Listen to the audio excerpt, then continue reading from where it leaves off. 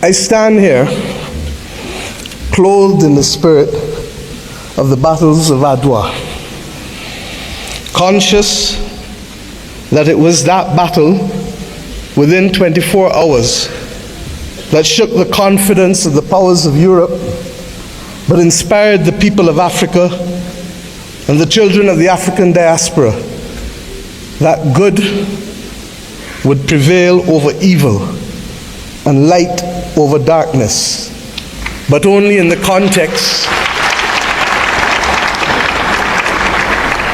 of our unity. Once again, welcome back to my YouTube channel. I'm your host Larry, and to my returning subscribers, I have to say thank you so much for taking your time to come and view my videos. And to my new subscribers, my new viewers, I want to welcome you on board. And I want us to watch this video from the Prime Minister of Barbados, Mia Amor Motley.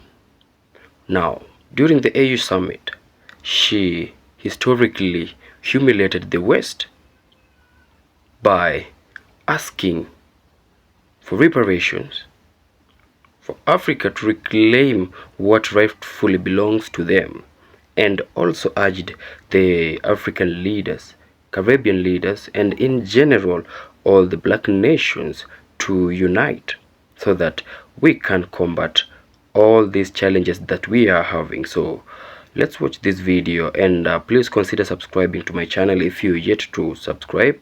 Like, comment and share on my videos. So thank you guys, and let's dive into this video. Thank you very much, Madam Chairperson. Your Excellencies, and may I start, Chairperson of the African Union, President of Angola, Your Excellency, Prime Minister of the Federal Democratic Republic of Ethiopia, and our host, Dr. Abiy Ahmed, Your Excellency, outgoing Chairperson of the African Union and President of the Islamic Republic of Mauritania, Your Majesties, Your Excellencies, Heads of State and Government of the African Union, and First Ladies present, Your Excellency, the President of the Palestinian Authority, Your Excellency Antonio Guterres, Secretary General of the United Nations, Your Excellency Musa Faki Mohammed, Chairperson of the African Union Commission, Your Excellencies, former Heads of State and Heads of Government of the African Union, distinguished delegates, ambassadors, and guests all. I stand here clothed in the spirit of the battles of Adwa, conscious that it was that battle within 24 hours that shook the confidence of the powers of Europe, but inspired the people of Africa and the children of the African diaspora that good would prevail over evil and light over darkness, but only in the context of our unity. I stand here conscious that it was that battle that forged the beginnings of Pan-Africanism that eventually led to the movement for independence and the destruction of the colonial powers to give us not full development and power, but the first steps of political independence.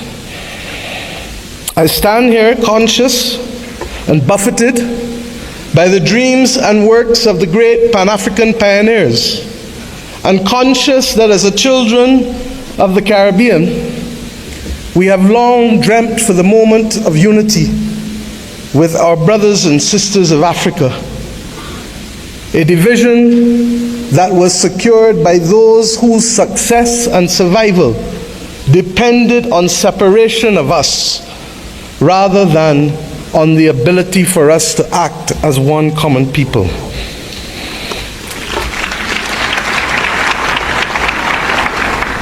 Our relationship, you can say, was embryonic. But regrettably, as long as it has been and as related as we have been, it has been sporadic. And it is up to us as the children of independent states to determine whether the history of separation shall be our future or whether the spirit of Adwa can be our inspiration to confront the challenges of a new world.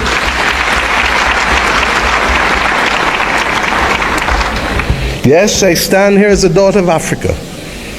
I stand here equally as a proud Prime Minister of Barbados, a country which is the first landmass that you reach after you leave this great continent of Africa.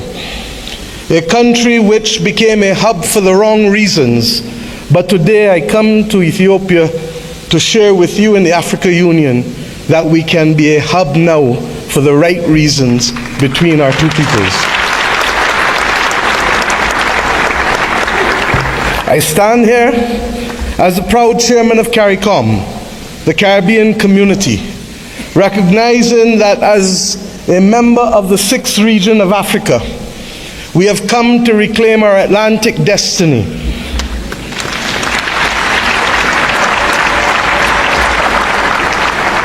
We have come to ensure that the very futures of our people are different and will not once again be determined by a middleman who will ensure that the Middle Passage is one that sees our people at the bottom of the ocean's floor of the Atlantic or in the fields of the plantations of the Caribbean,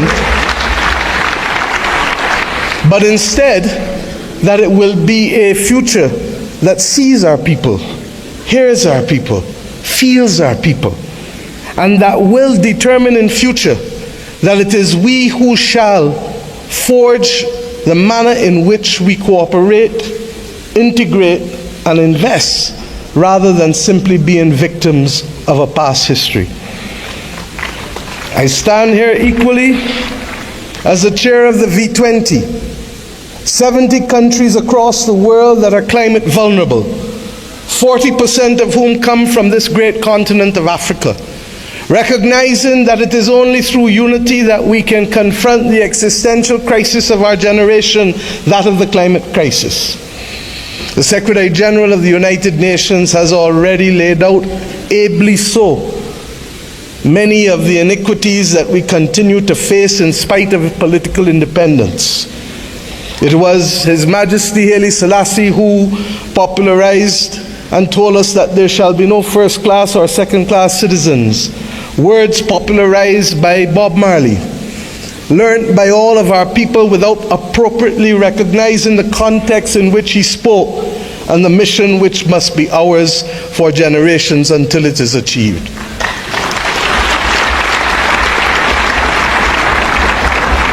He told us that there would be war if there were first-class and second-class citizens. He told us that there would be war if the color of our skin was more significant than the color of our eyes. And we see here in the continent the continued descent into conflicts born out of ethnicity differences, born out of a mad grab for resources, not invariably for our own benefit, but for the benefit of others who seek to use our people as pawns in the determination of their own future. But we stand here as proud people, and we have enough among ourselves to know the difference between right and wrong, and to forge a future that is not for a few, but for the many. Indeed, as the world confronts the climate crisis, it is the poorest of the poor who remain the most vulnerable to floods and droughts and hurricanes. It is the poorest of the poor, and soon to be the middle of the middle, who will no longer be able to access insurance and therefore to be able to forge ahead with development if we do not make changes. We have examples of a partnership that have worked for us, not just from the spirit of Adwa and the conquest and the rise of the Pan-Africanist movement in our history, but within recent times. During the COVID-19 pandemic, it was the African Union, under the leadership then of President Ramaphosa, and with the assistance of Dr. Tedros of the WHO, that recognized that the Caribbean, which was being marginalized by denial of access to basic therapeutics, basic medical equipment, to vaccines, that we should not be left as pariahs on the global landscape, but that our brothers and sisters in Africa would bring us through the Africa Medical Supplies platform to be able to ensure that we could secure for our own people.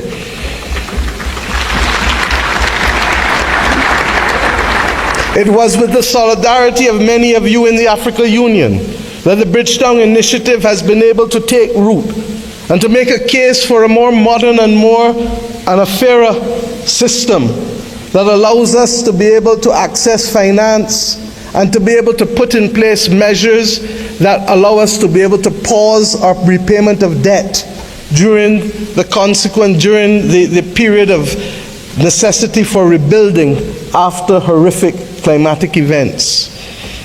We have seen how partnership helps us. We do not need any more evidence.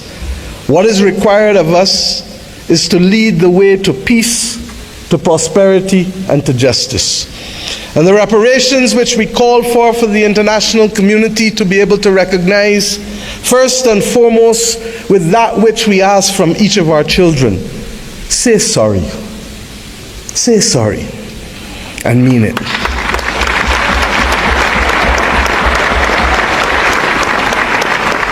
And after you say sorry, recognize that the future of the world is not possible without the stability of Africa and its diaspora. For as long as hypocrisy and double standards remain, it will be impossible to secure stability and peace in any nation across the earth.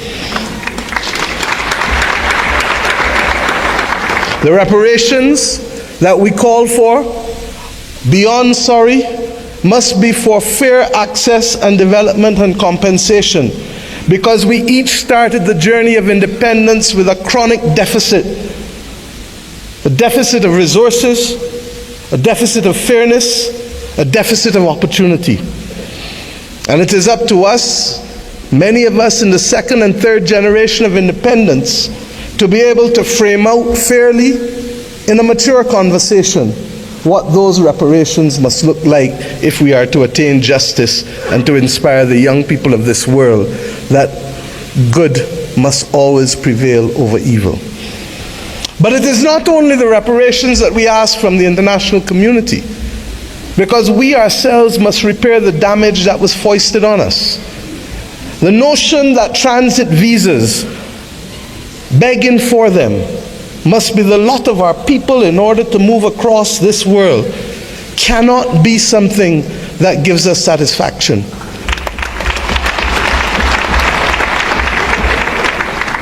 To go east and to go west, we are first forced to go north. It is not right. And it is not beyond the heads of government and heads of state, of the region, of the Caribbean community, and of the continent of Africa to determine that we must stop talking about, but simply do what is necessary to build the air bridges and sea bridges to guarantee that we control our destiny. I ask us to reflect on this because it is this simple act, apart from our music and our culture and our food, that will guarantee that it is not simply heads of government and heads of state that will meet in Accra or Bridgetown, but it is ordinary people who will be able to trade and to move from the closest point of Dakar to the closest point of Bridgetown, to be able to open up the opportunities that technically ought to be available not just simply through the Africa Free Trade Area or the CARICOM single market and economy, but through the combined opportunities provided by both. I ask us equally to recognize that in an era where AI is threatening to redefine what humanity can do and even if we can survive, that it is not ours to be the victims once again of technology as we were with gunpowder, but it is for us to help shape the future of the world, because more often than not it is Africa and its people who have brought the humanizing forces to bear on civilization. And if we are to be the cradle of civilization, then we are to be the protectors of people and planet, of humanity, as we go forward. And some watching on may say, how? And I say, how not? How not does a continent that has 40% of the world's minerals not be in charge of helping to secure the destiny and stability of the planet? How not does the numbers of our two communities, who constitute a third of the world's states, not act in singular purpose to forge the kind of world that we want, and to be able to ensure that the institutions that deny access to us, to hear our voices as reflective of the continent and of the small island developing states of the world? How do we not secure that admission, which is not only just, but a moral imperative if the world is to have stability in this 21st century? My friends, I ask you, how do we not secure this victory when 1 in every 5 and possibly 1 in every 4 persons on the planet will come from this continent and its diaspora? Those who lead today have a moral imperative, not just to our citizens in our own countries, but above all else, to unity. The spirit of Adwa demands of us that we recognize that even in the face of the greatest technology being foisted upon us, that we can rise and win if we act in unity. This has been a message not given by our generation alone, but by previous generations of African and Caribbean leaders. But we ask ourselves, why does it elude us? And the answer comes not from outside, but only from within. When I speak of the USA with affection, I do not only want to speak of that which is known in the Americas. I want to speak about that which ought to have been possible if the 1884 Berlin talks did not take place. The possibility of the United States of Africa, which is as diverse as India, which is as diverse as China in terms of ethnicity and language and religion, but which is entirely possible if we see not ourselves first, but we see the unity of ourselves together. This may be the cry of a naive and romantic daughter of Africa. But if that is the case, I prefer to die being a naive and romantic daughter of Africa than one who is cynical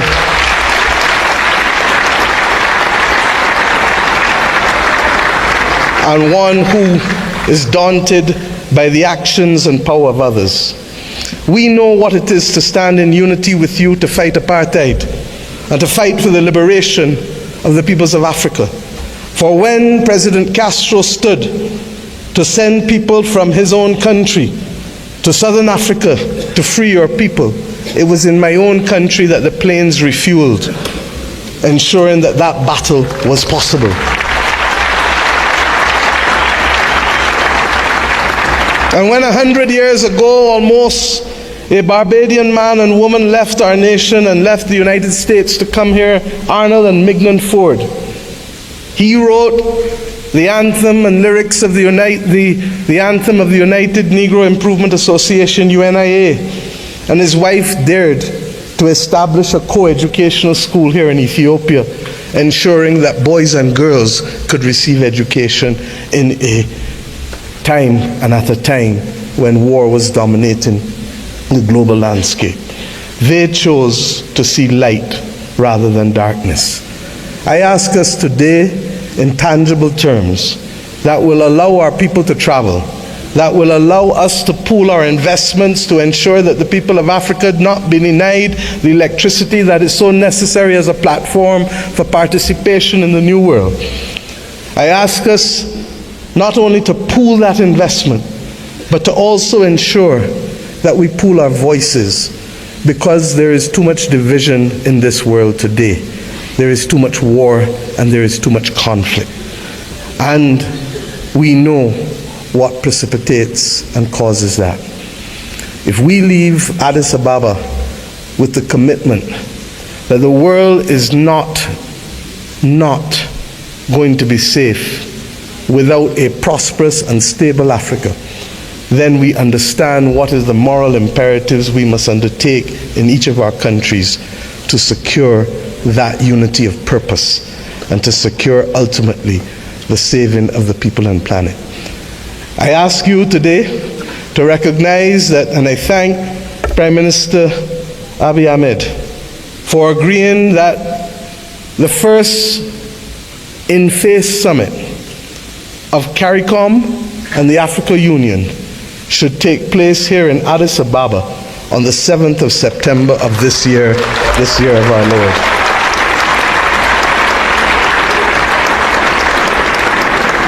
By that simple act, we build on the inaugural summit which took place virtually in 2021.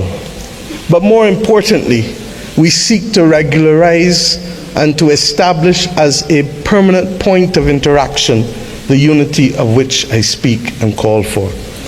And I ask you as I leave this podium to recognize that we too in the Caribbean want to see you. Indeed, in my own country, in Barbados, we will celebrate the Caribbean Festival of Arts, the 15th CariFesta, from August 22nd to August 31st. And we do so not only asking for those from Cuba and Bahamas in the north, to Venezuela, to Suriname and Guyana in the south, to Belize in the west and the Eastern Caribbean, to come together to express our commitment to each other creatively through food and fashion and music and dance and art and sculpture, and talk of philosophy, talk of religion, talk of who we are, talk of the future. I ask us to recognize that we celebrate this year our resilience, and that we do so not only asking the people of the Caribbean to come, but the people from whom we came here in Africa, in India, in China, and the continent to which we went, in particular in Central America and Latin America. This is our moment to show the world that we were not simply apostrophes to the history and the modern history of humanity, but that truly we are the ones who can level the playing field and to create the opportunities that will allow the world to see people, hear people, and feel people, and to value the planet and its biodiversity at the very time when it is greatest in crisis. Let us remove the scars of history and be firm craftsmen of our fate, recognizing that the only people who can stop us now are we but ourselves. We have to emancipate ourselves from mental slavery and to build the future that our people want of us, and to give them that pride that is theirs. And we must do so in the spirit and with the results of ADWA. Thank you.